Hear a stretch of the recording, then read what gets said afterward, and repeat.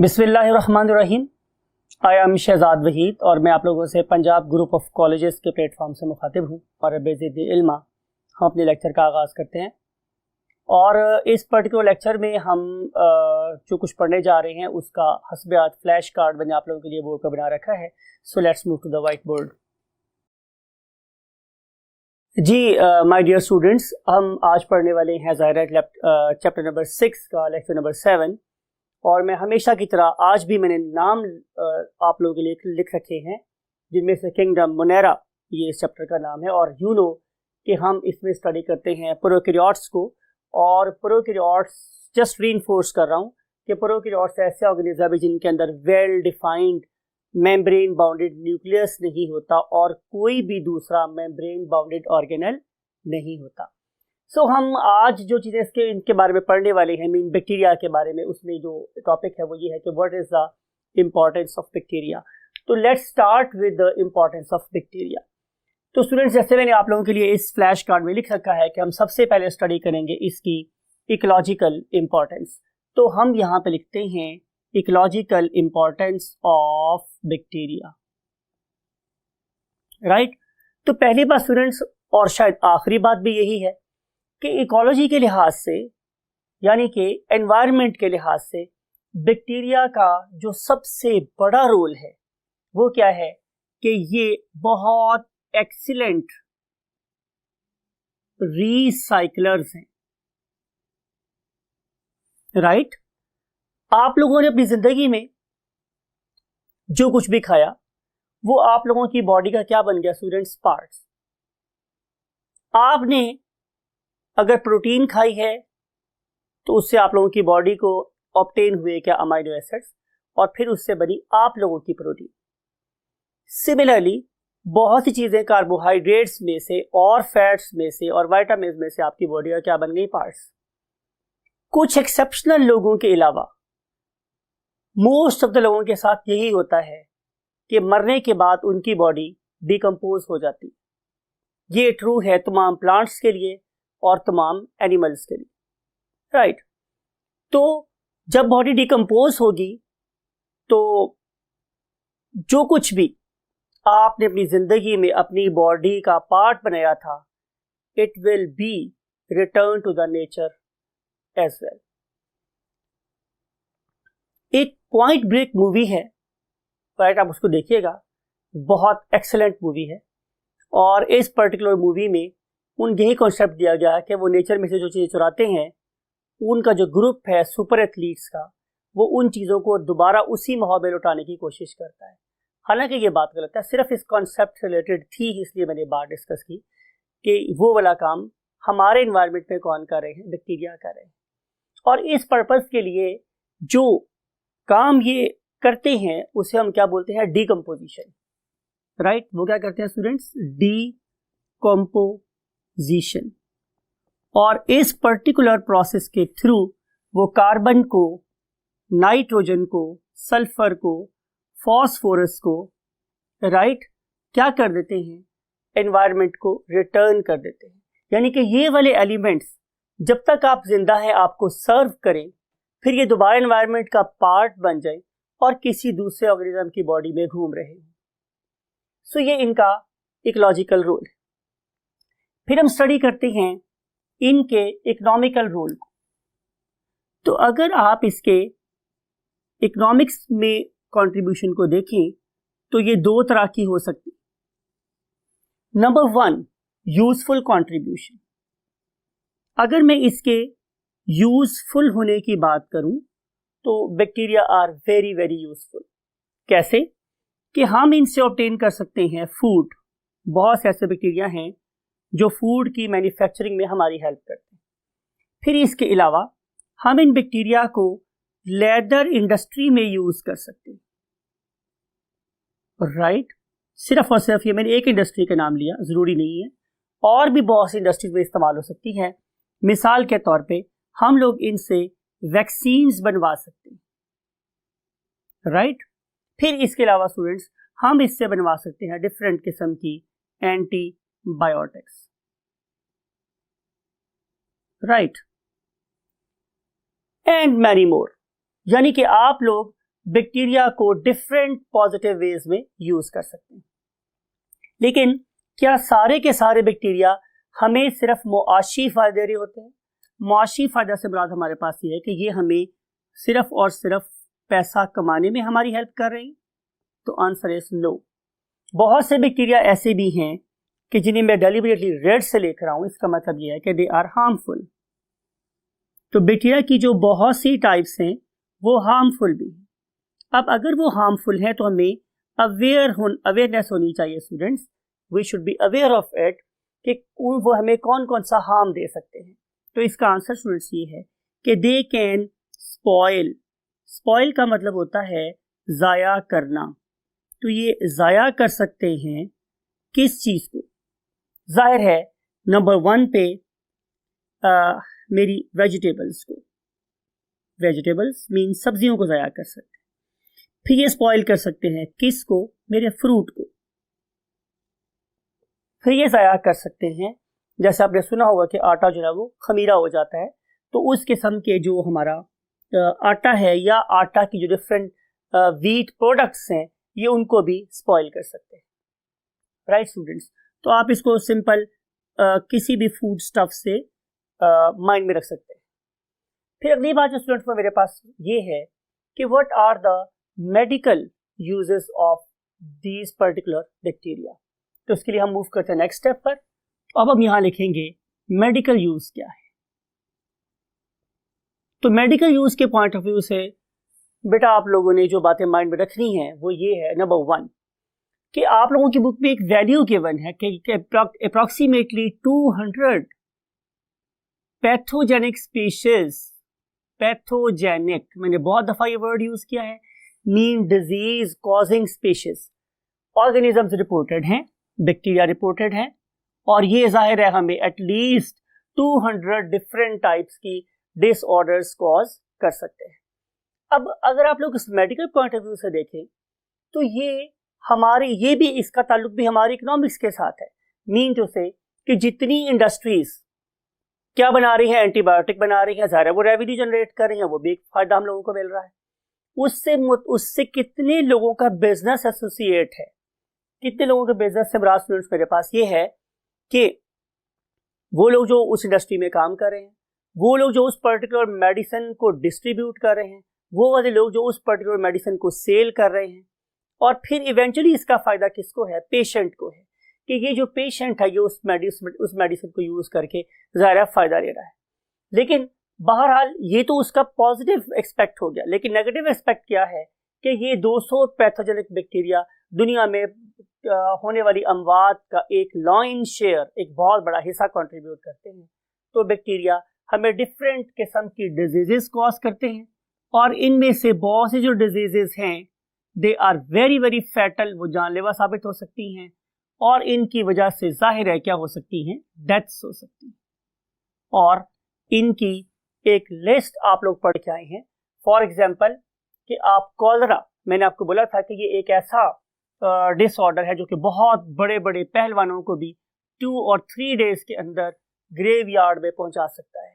Very very strong pathogen, right. फिर आपने दुनिया के एक बहुत मशहूर डिसऑर्डर को भी जानते हैं, दैट इज कॉल्ड एज, जाहिर है, ट्यूबरकुलोसिस और टीबी।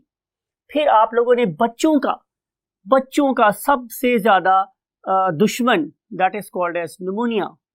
हालांकि ये ओल्ड एज में भी उतना ही डेंजरस है, लेकिन जितनी अमवात निमोनिया की वजह से बच्चों की होती हैं शायद किसी और एज में नहीं होती। तो ये मैंने कुछ आपको डिसऑर्डर्स बताई कि जिसकी वजह से जाहिर है हम इनको बिल्कुल एक स्ट्रॉन्ग ओपोनेंट के तौर पे कंसिडर करते हैं, और वो स्ट्रॉन्ग ओपोनेंट कौन है? हमारा बैक्टीरिया। और मैंने आपसे कल भी एक बात कही थी स्टूडेंट्स कि there is an ongoing battle, कि आप डॉक्टर बनेंगे इंशाल्लाह तो आपको पता चलेगा कि आप में और बैक्टीरिया में एक मुसलसल जंग जारी है। हम being chemist, being doctors and being you can say biotechnicians, we are doing our best to create new medicine every time। लेकिन अल्लाह ताला ने बैक्टीरिया को भी सलाहियत से नवाजा है कि वो भी अपने डीएनए को, अपने जेनेटिक मेकअप को बार बार रिशफल करके हमारी बनाई हुई एंटीबायोटिक के अगेंस्ट रेजिस्टेंस डेवलप कर लेते हैं। ये बात अपने माइंड में रखनी है। इस लेक्चर के एंड पे हम इसको भी बहुत फोकस करेंगे, राइट स्टूडेंट्स। तो अब हम चलते हैं स्टूडेंट्स नेक्स्ट पॉइंट की तरफ अगर ये वाले बैक्टीरिया इकोनॉमिक इंपॉर्टेंस के हामिल भी हैं और इकोलॉजिकल इंपॉर्टेंस के हामिल भी हैं और ये हमें डिफरेंट डिजीजेस भी कॉज कर सकते हैं, ये हमारी फूड को स्पॉइल भी कर सकते हैं, हमारी अदर इंडस्ट्री को भी अफेक्ट कर सकते हैं, तो फिर हमें इनको क्या करना चाहिए, कंट्रोल करना चाहिए। तो आइए हम स्टडी करते हैं next topic, and next topic is control of bacteria. Control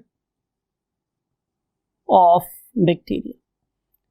तो स्टूडेंट्स, बात यह है कि हम लोग बैक्टीरिया को दो तरीके से कंट्रोल कर सकते हैं। One of them is called as physical method, right. अब यहां पे मुझे हजरत मुशर्रफ जो हमारे प्रेसिडेंट थे रहमतुल्लाह अलैह, उनका एक बयान याद आ रहा है कि मार नहीं प्यार। इसे हम बोलते थे फिजिकल पनिशमेंट, कि आप अपने स्टूडेंट को या एक कोई भी शख्स सोसाइटी में दूसरे बंदे को ये कोशिश करे कि वो उसे बिल्कुल ना मारे, टच ना करे। लेकिन बाद वक्त ऐसा हो जाता है कि दुनिया में ऐसे एनवायरनमेंट प्रोड्यूस हो जाते हैं कि बस फिर फिजिकल पनिशमेंट ही उसका एक हल रह जाता है। और वैसे ही अल्लाह रब्बुल इज़्ज़त ने भी ऐसा ही काम किया हुआ है कि उसने अगर जन्नत का हमें बिशारत सुनाई है तो हमें दोज़ख से डराया भी है और वो जगह त्याग करके रखी हुई है। तो बात ये हो रही थी कि सम टाइम बैक्टीरिया इतने ज़्यादा डेंजरस हो जाते हैं कि फिर इनको कंट्रोल करने के लिए हमें फिजिकल मेथड यूज़ करने पड़ते हैं। और ये फिजिकल मेथड के थ्रू जो काम हम लोग कर रहे हैं, that is called as sterilisation, right students. तो इसको मैं आपको प्रॉपर स्पेल के साथ लिख रहा हूं, STERILIZATION, स्टरलाइजेशन। तो मैं वैसे हम इसे स्टेरी नहीं बोलते, लेकिन जस्ट याद करने के लिए बोल रहा हूं कि आपने इसे स्टेरिलाइजेशन के साथ याद करना है, बिकॉज एक बायोलॉजिकल वर्ड है तो इसमें स्पेलिंग मिस्टेक बर्दाश्त नहीं होगा। तो स्टेरिलाइजेशन को हम अचीव कर सकते हैं कैसे? Number one, look at this, using heat. तो उसके लिए मैं जो पहला मेथड यूज कर रहा हूं वो क्या है स्टूडेंट्स? Heat, right. अब हीट दो तरीके की इस्तेमाल हो सकती है बैक्टीरियल लाइफ को कंट्रोल करने के लिए। उनमें से पहली फॉर्म ऑफ जो हीट है उसे हम बोलते हैं ड्राई हीट। अब इसकी मिसाल मेरे पास क्या हो सकती है? इसकी मिसाल स्टूडेंट्स ये हो सकती है कि मिसाल के तौर पे मेरे पास कोई ऑब्जेक्ट था, उससे मैंने स्टोव पे, चूल्हे पे गर्म कर लिया, या आज ही कोई मॉडर्न मेथड ही हो सकता है कि मैं उसे माइक्रोवेव ओवन में रख के भून दूं, गर्म कर दूं, ऐसा काम कर दूं। यानी कि इस वाले केस में मैंने वाटर को इन्वॉल्व नहीं किया हुआ। इस किस्म की हीट में जाहिर है जो बैक्टीरिया के अंदर प्रेजेंट हैं डिफरेंट किस्म के necessary components, may be food की फॉर्म में, मे बी एंजाइम की फॉर्म में, या may be different other reactants की फॉर्म में, उनके साथ एक सलूक होता है। वो सलूक आप लोगों ने याद रखना है, वो ये है स्टूडेंट्स ऑक्सीडेशन, कि जो कोई भी यूजफुल चीज है उसकी हो जाती है ऑक्सीडेशन। और आपको पता है कि ऑक्सीडेशन के प्रोसेस में वो वाली चीज क्या हो जाती है? खराब हो जाती है, या उसी केमिकल कंपोजिशन डिस्टर्ब हो जाती है। दूसरा मेथड हमारे पास स्टूडेंट्स क्या है? वो है स्टूडेंट्स मॉइस्ट हीट। अब मॉइस्ट हीट से मेरे पास क्या मुराद है? इसके लिए आप लोगों को अंडरस्टैंड करना पड़ेगा एक बड़ा मुश्किल सा वर्ड जिसे हम बोलते हैं प्रेशर कुकर, राइट। कितनी मुश्किल बात की ना स्टूडेंट्स मैंने। तो प्रेशर कुकर में हम क्या कर रहे हैं? जाहिर हम कोई भी चीज रखेंगे, उसके अराउंड में पानी प्रोवाइड करेंगे, प्रोवाइड करने के बाद उसके ऊपर हम क्या जो कैप है वो लगा देंगे, और then we will lit on what the our stove. Stove को लिट ऑन का मतलब है हम ऑन कर देंगे, और वो जो एनर्जी है वो क्या करेगी स्टूडेंट्स के वो इसकी जितनी भी प्रोटीन्स हैं इसके अंदर प्रेजेंट, उन सारी की सारी प्रोटीन्स को कोएगुलेट कर देगी, राइट। कोएगुलेशन का मतलब यह है कि अब ये वाली जो मॉलिक्यूल्स हैं they are not available in for the other chemical reaction. तो ये है हमारे पास मॉइस्ट हीट का रोल। जी, अब हम डिस्कस करने वाले हैं सेकंड जो एजेंट हम यूज कर सकते हैं to control the bacterial activities on physical grounds. तो वो जो फिजिकल ग्राउंड्स पे मतलब जिसमें बैक्टीरिया के साथ डायरेक्ट रिलेशन कायम करें, उसका नाम होता है हमारे पास गैसेस।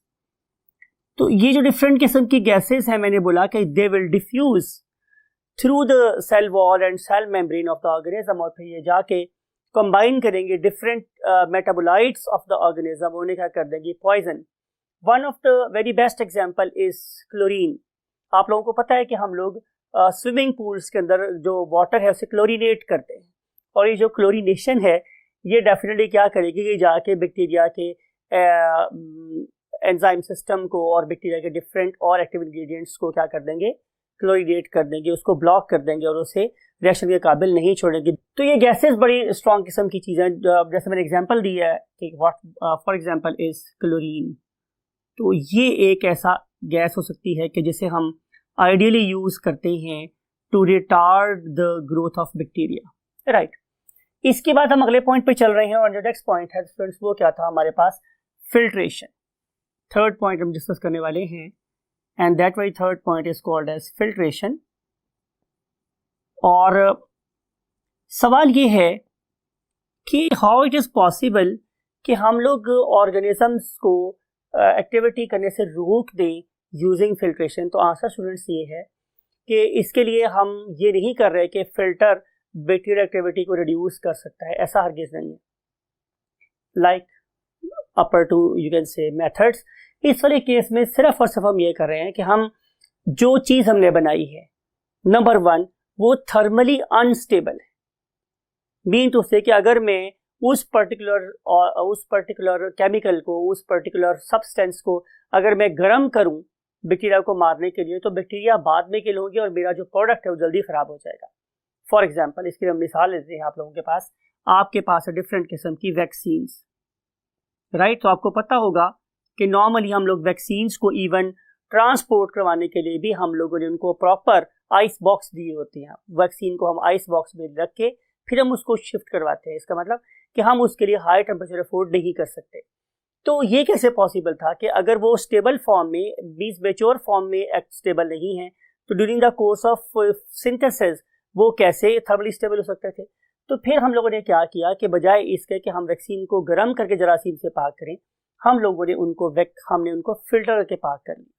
इसके अलावा स्टूडेंट्स, आप लोगों के पास जितने हार्मोन्स हैं उनके बारे में भी ऐसी ही बात है कि उन्हें भी हम लोग स्टरलाइज करते हैं using the process of filtration.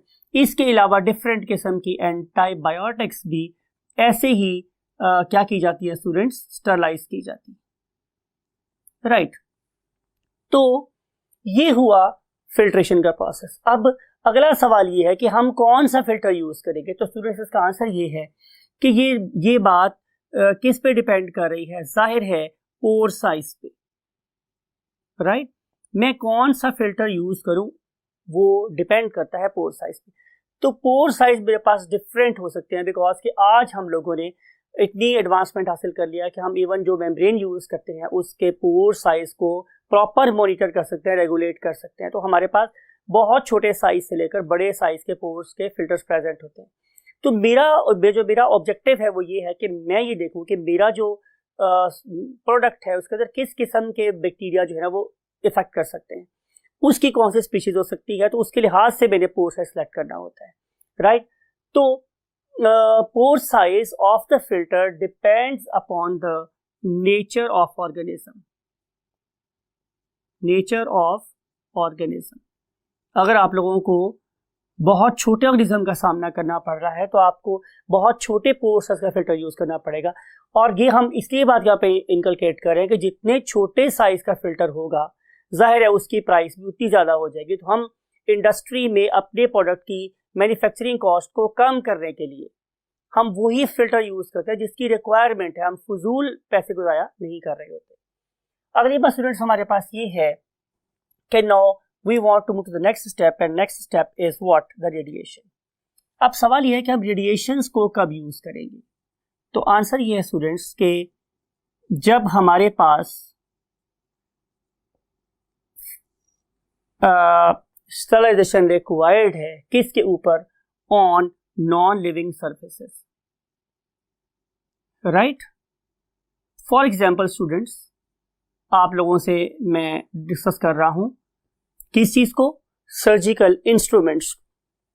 अब यहां पे किसी किस्म का कोई हर्डल नहीं है मेरे पास कि इसमें मेरी चीज खराब हो जाएगी या उसको गर्म करने से कोई प्रॉब्लम होगी, राइट। तो उस पर्टिकुलर केस में मैं रेडिएशंस को यूज करूंगा और ये रेडिएशंस आमतौर पे 300 नैनोमीटर से nm नैनोमीटर से कम वेवलेंथ वाली होती है, राइट। तो इस पर्टिकुलर टाइम पे मुझे यूज करनी है व्हाट, रेडिएशंस। अगर आप किसी भी सर्जिकल इंस्ट्रूमेंट को देखें तो उसके ऊपर लिखा होता है स्टेरिलाइज्ड विद गैमा रेडिएशन। तो आमतौर पे जो हम यूज करते हैं रेडिएशन यहाँ पे, that is called as gamma radiation, right students. तो ये हमारे पास कुछ ऐसे मेथड्स हैं कि जिसकी वजह से हम बैक्टीरिया को फिजिकली कंट्रोल कर सकते हैं। अब हम चल रहे हैं दूसरे मेथड की तरफ, और दूसरा मेथड हमारे पास स्टूडेंट्स क्या है, केमिकल मेथड। अब अगर हम केमिकल मेथड की बात कर रहे हैं स्टूडेंट्स, तो केमिकली हम लोग बैक्टीरिया को डिफरेंट केमिकल्स से कंट्रोल कर सकते हैं, जिसमें से जो पहला केमिकल एजेंट आप लोगों की बुक में लिखा हुआ है उसे हम लोग नाम देते हैं एंटीसेप्टिक और एंटाइसेप्टिक। अब सेप्सिस का मतलब होता है पॉइजन या जहर। ये जहर कहां फैल सकता है स्टूडेंट्स, जाहिर है आप लोगों के लिविंग टिश्यू में, राइट। अगर आप लोगों के लिविंग टिश्यू में कोई ना कोई पॉइजन फैल गया है या फैल रहा है, तो उस पर्टिकुलर कॉजेटिव एजेंट को वॉश करने के लिए जो मेडिसिन मैं यूज कर रहा हूं उसे हम लोग एंटीसेप्टिक बोलते हैं। मिसाल के तौर पे आपको ये वाली बात बिल्कुल पता है कि अगर आपके पांव में कोई कील चुभ गया है तो कील की जो डेप्थ है वो काफी ज्यादा है, तो आप उस टिश्यू में उस पर्टिकुलर टाइम पे आप लोगों के उस वुंड में बैक्टीरिया काफी डीप तक इन्वेड कर सकते हैं। तो इस पर्टिकुलर टाइम में अगर मैं बैक्टीरिया को वहां पे रहने दूंगा तो कंडीशन स्टूडेंट्स कैसी हो जाएंगी, बहुत ज्यादा एनारोबिक हो जाएंगी। तो उस पर्टिकुलर टाइम पे वो बैक्टीरिया जो एनारोबिक एनवायरनमेंट में बहुत तेजी से ग्रो करते हैं, उन्हें थ्राइव करने का, पनपने का, मल्टीप्लाई करने का मौका मिल जाएगा। तो अगर मैं उन पर्टिकुलर टिश्यूज को डैमेज होने से बचाना चाहता हूं तो मुझे क्या करनी चाहिए, कोई ना कोई एंटीसेप्टिक यूज करनी चाहिए। और आपको पता है कि शायद तो वो वाली एंटीसेप्टिक स्टूडेंट्स जो आजकल हम बहुत ज्यादा यूज कर रहे हैं उनमें से आपने एक का नाम पायोडीन सुन रखा होगा। तो Pyodine is one of the very best example of what antiseptic agents. इसके अलावा आपने कभी ये भी देखा होगा कि जो हमारे बार्बर लोग हैं, जिसे हम नाई बोलते हैं, वो थोड़ी सी डेटोल डालने के बाद भी जख्मों को धो देती हैं या उसके ऊपर लगा देते हैं एक फटकड़ी। ये भी आपको डिफरेंट किस्म के जो बार्बर हैं या नाई हैं उनकी जगह पे आपको मिल जाएगी, देखेंगे वो फटकड़ी को घोल के जख्म के ऊपर लगा देते हैं। तो इन सारे केसेस में बेसिकली यू नो कि हम लिविंग टिश्यूज के ऊपर चीज़ों को अप्लाई कर रहे हैं। तो वो वाली चीज़ें, वो वाले केमिकल्स जो लिविंग टिश्यू में बैक्टीरिया की ग्रोथ को रोकने में इस्तेमाल हो सकते हैं, हम उन्हें क्या बोलते हैं, एंटीसेप्टिक एजेंट्स, राइट। अब हम चलते हैं नंबर 2 पॉइंट की तरफ। जो दूसरी चीज हम यूज कर सकते हैं केमिकल मेथड से बैक्टीरियल ग्रोथ को अरेस्ट करने के लिए, उसे हम बोलते हैं डिसइंफेक्टेंट। और जैसे हम लिख चुके हैं ऑलरेडी कि डिसइंफेक्टेंट जो केमिकल्स हैं वो बेसिकली नॉन लिविंग टिश्यू पे इस्तेमाल होते हैं। उसकी रीजन हमारे पास स्टूडेंट्स ये है कि अगर मैं इस पर्टिकुलर एजेंट को अपने लिविंग टिश्यू पे इस्तेमाल करूंगा तो ये वही हरकत करेंगे जो हम बैक्टीरिया के साथ करते हैं। मीन्स कि मेरे लिविंग टिश्यू में 2 प्रोसेसेस करेंगे। जाहिर है या तो मेरे टिश्यू की रिडक्शन कर देंगे और या फिर ये मेरे टिश्यू की ऑक्सीडेशन कर देंगे, और उसके रिजल्ट में ये मेरे टिश्यू को डैमेज करेंगे। कौन से टिश्यू की बात हो, लिविंग टिश्यू की। तो इसीलिए मैंने इसको यूज करता हूँ डिसइंफेक्टेंट को for non living tissues only. तो सवाल ये है कि क्या आप लोगों की बुक में कोई ऐसी एग्जाम्पल गिवन है कि जिसमें नॉन लिविंग टिश्यूज पे इस्तेमाल होने वाले केमिकल एजेंट का जिक्र है? तो आंसर इज यस। हमारे पास 6 ऐसे एग्जाम्पल्स जो गिवन है आप लोगों के पास। नंबर 1 इज हेलोजन, जैसे कि मैंने क्लोरीन की आप लोगों को एग्जाम्पल दी। फिर हम लोग इस्तेमाल कर सकते हैं स्टूडेंट्स फिनोल को, राइट। फिर हम यूज कर सकते हैं H2O2, ये इससे आप लोग वाकिफ हैं। हाइड्रोजन पेरोक्साइड की बात कर रहा हूँ कि ये आमतौर पे थोड़े से प्रिमिटिव टाइम में लोग अपने कानों में डालते थे और कान जो थे वो उबलना शुरू कर देते थे। लोग कहते जनाब के इसमें बेसिकली हमारी जो वैक्स है वो खत्म हो रही है, हमारे कान धुल रहे हैं। हालांकि it was a malpractice, और इस H2O2 को जैसे मैंने बोला कि इसे लिविंग टिश्यू पे इस्तेमाल नहीं करना चाहिए। फिर इसके बाद और जो एग्जाम्पल्स आपकी बुक में गिवन है उसका नाम है स्टूडेंट्स KMNO4, पोटासियम पर मैग्नेट। किसी ज़माने में लोग इसे पिंकी के नाम से सेल किया करते थे अपने मेडिकल स्टोर्स के ऊपर, और इसको लोग प्रॉपर अपने कुओं में डालते थे ताकि कुएं का पानी जो है वो जरासीम से पाक हो जाए, राइट स्टूडेंट्स। तो ये था हमारे पास जो हमारी क्या थी, पिंकी साहिबा थी, मीन्स KMNO4, राइट। तो ये मार्केट में इस नाम से अवेलेबल थी। फिर हम चलते हैं तो अल्कोहल, ये हम अपनी रिसर्च में बहुत ज़्यादा इस्तेमाल करते हैं, और ये भी आपको याद बताना है कि ये हम डेफिनेटली प्योर अल्कोहल यूज नहीं करते, बल्कि इसकी जो परसेंटेज है वो जस्ट अप टू 70% होती है। और इस वाले केस में भी ये दो तरीके से काम करेगी, जिसमें से सबसे पहला मेथड क्या है, डिहाइड्रेशन। और आखिरी जो हमारे पास एग्जांपल है स्टूडेंट्स, दैट इज द फॉर्मएल्डिहाइड। और आप लोगों को याद है, शायद आपने कभी किसी टीचर से सुना हो कि जितनी भी हमारे पास क्या है स्टूडेंट्स, स्पेसिमेंस है जो हमारी लैब में प्रेजेंट है, उनको प्रिजर्व करने के लिए जिस पॉइजन को मैं इस्तेमाल करता हूँ, दैट इज बेसिकली फॉर्मएल्डिहाइड। तो इनमें से हम किसी भी चीज को लिविंग टिश्यू पे इस्तेमाल नहीं कर सकते। अब हम मूव करते हैं नेक्स्ट पॉइंट की तरफ, और नेक्स्ट पॉइंट है वो क्या students, chemotherapeutic agents. So let's move to next, chemotherapeutic agents. अब ये बात बड़ी एक स्ट्रेंज सी बात है जो आपको माइंड में रखनी चाहिए स्टूडेंट्स, वो ये है कि केमोथेरेपी यानी कि मैं डिफरेंट केमिकल्स को यूज कर रहा हूं to carry out some therapy. वैसे तो अगर आप गौर से देखें तो क्या आप लोगों का H2O एक केमिकल नहीं है, राइट? तो जब मैं केमोथेरेपी की बात कर रहा हूं तो इससे मुराद ये है कि कोई भी ऐसा केमिकल जो कि बेसिकली बैक्टीरिया या वायरस की ग्रोथ को अरेस्ट करने के काम आ सकता है, उसे हम लोग केमोथेराप्यूटिक एजेंट बोलेंगे, राइट स्टूडेंट्स? सो अब इसमें जो मोस्ट इंपॉर्टेंट केमोथेराप्यूटिक एजेंट हम इस चैप्टर के रेफरेंस से बात करेंगे, उसका नाम होता है स्टूडेंट्स व्हाट, एंटीबायोटिक्स। मैंने आपसे डिस्कस किया चैप्टर में बहुत मर्तबा कि एंटी का मतलब होता है अगेंस्ट और बायोटिक का मतलब होता है बैक्टीरिया। हालांकि बायोटिक का मतलब एनी फॉर्म ऑफ लाइफ है, लेकिन हम पर्टिकुलरली बैक्टीरियल लाइफ की बात कर रहे होते हैं। तो वो वाला केमिकल जो कि अगेंस्ट बैक्टीरियल लाइफ यूज होगा उसे हम बोलेंगे एंटीबायोटिक। अब स्टूडेंट्स, जो हमारे पास एंटीबायोटिक है ये दो तरह की हो सकती है। एक को हम बोलते हैं माइक्रोबिसिडल एंटीबायोटिक। अब आप लोगों ने स्टूडेंट्स वर्ड सुना होगा सुसाइड करना। सुसाइड का मतलब होता है अपनी जान को अल्लाह की मर्जी के अगेंस्ट अपनी विल पे खत्म कर लेना। जाहिर है इस्लामिक पॉइंट ऑफ व्यू से ये हराम है। जिंदगी अल्लाह ताला की दी हुई आप लोगों को सबसे बड़ी नेमत है, इसको अल्लाह के उसूलों पे गुजारे और अल्लाह की मर्जी पे ही खत्म होने दें, तो ये अल्लाह से खुश होगा, राइट? तो सुसाइड, खुदकशी हराम है। तो जहां पे वर्ड सिडल आए इसका मतलब है कि आपने एट वंस उस ऑर्गेनिज्म को मार देना है। तो ऐसी हमारे पास ऐसी फॉर्म ऑफ एंटीबायोटिक्स के जो बैक्टीरिया को किल करें, कब? एट वंस, फौरी तौर पे खत्म कर दें, उन्हें हम लोग नाम देते हैं व्हाट, बैक्टीरिसिडल मेडिसिन। लेकिन दूसरी टाइप की मेडिसिन हम यूज कर रहे हैं उसे हम लोग नाम देते हैं स्टूडेंट्स क्या, माइक्रोबीस्टैटिक। अब जो माइक्रोबीस्टैटिक मेडिसिन हैं ये बैक्टीरिया को किल नहीं करती। इंपॉर्टेंट बात है स्टूडेंट्स ये वाली कि जो माइक्रोबीसिडल है वो तो किल करेंगी, लेकिन जो माइक्रोबीस्टैटिक मेडिसिन होती हैं they do not kill bacteria, ये बैक्टीरिया को किल नहीं करती। तो फिर हम ठीक कैसे हो जाते? आंसर ये है स्टूडेंट्स कि ये बेसिकली अरेस्ट करती है किसको, growth of bacteria, bacterial growth को अरेस्ट कर देती। और जब बैक्टीरियल ग्रोथ हमारे पास अरेस्ट हो जाएगी तो आप लोगों का immune system pre existing bacteria के अगेंस्ट काम करेगा और उनको आप लोगों की बॉडी में से वाइप ऑफ कर देगा।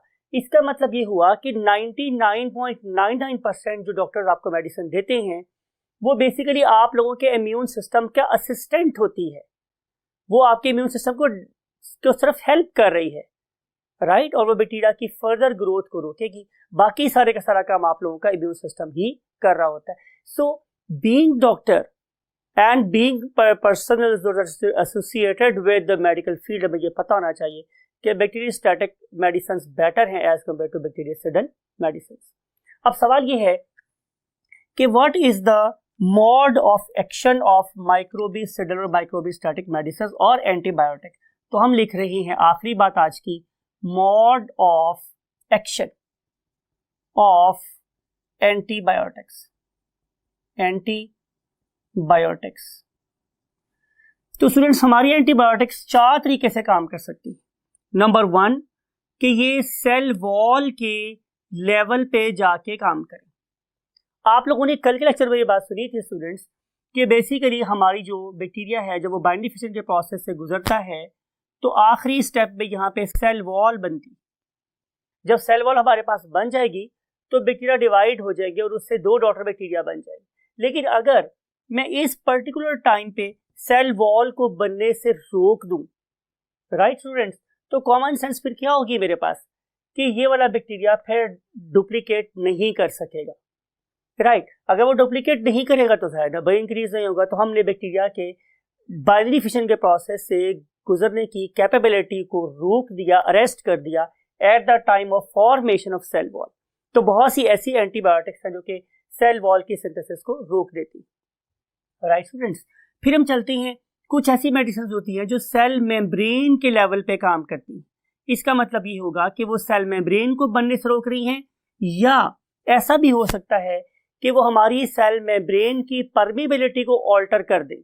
अब वो वाली चीज जो सेल में जो बैक्टीरियल बॉडी के अंदर आनी चाहिए वो नहीं आ रही, और जो नहीं आनी चाहिए वो खामखा में एंटर हो रही। तो उस रिजल्ट में जो बैक्टीरिया की लाइफ है वो ऑल टुगेदर ऑपोजिट डायरेक्शन में मूव करना शुरू कर देगी, तो वो डिवाइड करने के काबिल नहीं रहेगा। Means they are going to denature the cell membranes. फिर बहुत सी ऐसी मेडिसिन होती है जो कि बैक्टीरिया के साइटोप्लाज्म पे जाके काम कर रही हैं, और वो मेडिसिन जो जाके साइटोप्लाज्मिक एंजाइम सिस्टम को खराब करती हैं, ये डेफिनेटली मोर स्ट्रॉन्गर मेडिसिन हैं जो कि हम कोशिश करते हैं कि हम लोग यूज ना करें। तो मोस्ट ऑफ द टाइम जो डॉक्टर्स आपको एंटीबायोटिक दे रहे होते हैं वो या तो सेल वॉल के लेवल पे काम कर रहे होते हैं या सेल मेम्ब्रेन के लेवल पे काम कर रहे होते हैं। लेकिन इससे भी अगली जनरेशन ऑफ एंटीबायोटिक्स है, राइट। वो कौन सी मेडिसिन है स्टूडेंट्स जिन्हें मैं लिख रहा हूँ ब्लैक के साथ? वो है न्यूक्लिक एसिड्स पे काम करने वाली मेडिसिन।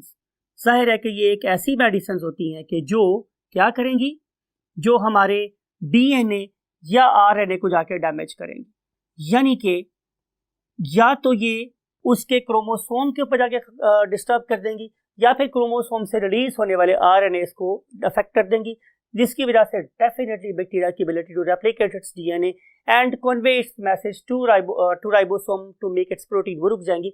तो जब प्रोटीन सिंथेसाइज नहीं होंगी तो बैक्टीरिया के नए एंजाइम ही नहीं बनेंगे और नई एक्टिविटीज के लिए जो रॉ मटेरियल चाहिए होगा वो अवेलेबल नहीं होगा और बैक्टीरिया की ग्रोथ क्या हो जाएगी, अरेस्ट। सो ये जाहिर है जो डीएनए पे जाके काम कर रही है वो चूंकि न्यूक्लिक एसिड सांझे हैं, वही न्यूक्लिक एसिड उनके हैं वही हमारे हैं, तो ये ज़्यादा डेंजरस हो सकती है। लिहाजा हम इस पर्टिकुलर जनरेशन ऑफ मेडिसिन को हम लोग यूज़ करते हैं as a last weapon, right students. I hope कि आप लोगों ने आज के लेक्चर में कुछ पॉजिटिव गेन किया होगा और आप इस हर एक पॉइंट को यूज़ करेंगे again to score maximum marks in your FS examination. Take very good care of yourself. Thank you very